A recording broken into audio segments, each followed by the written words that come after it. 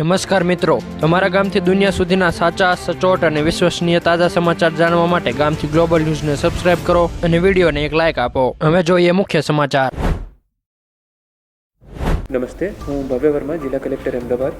આપણે બધા જાણીએ છીએ કે અમદાવાદમાં આવતા 2 દિવસ માટે આઈએમડી ડિપાર્ટમેન્ટથી રેડ એલર્ટ છે.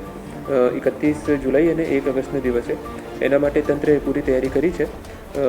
અમે લોકો બધા જો કન્સર્ન સ્ટેક હોલ્ડર્સ છે, કન્સર્ન ડિપાર્ટમેન્ટ છે, એમના સાથે આજે પણ એક મિટિંગ થઈ હતી.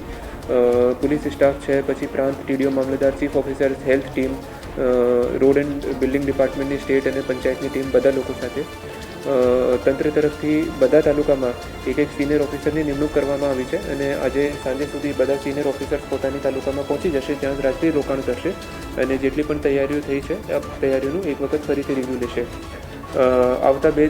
આવતીકાલ માટે 31 તારીખ માટે અમદાવાદ જિલ્લાના સ્કૂલ કોલેજીસમાં રજા જાહેર કરવામાં આવી છે, સો દેટ કોઈ પણ સ્ટુડન્ટ્સને કોઈ પ્રોબ્લેમ ન થાય. એઝ ઓફ નાઉ 31 તારીખ માટે રજા જાહેર કરવામાં આવી છે અને અમે લોકો કાલ બપોર સુધી પરિસ્થિતિ જોવાને છે કે 1 તારીખનું શું અલર્ટ છે, એના પછી 1 તારીખ માટે નિર્ણય લેવામાં આવશે.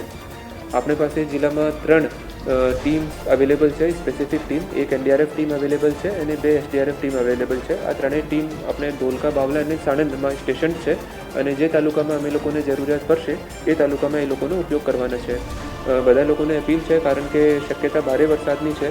આવતા 2 દિવસ માટે પણ ભારે વરસાદની શક્યતા છે, તો જ્યાં સુધી એકદમ કોઈ ઇમરજન્સી સિચ્યુએશન ના હોય ત્યાં સુધી ઘરોમાંથી ન નીકળવાની એક અપીલ છે તંત્ર તરફથી.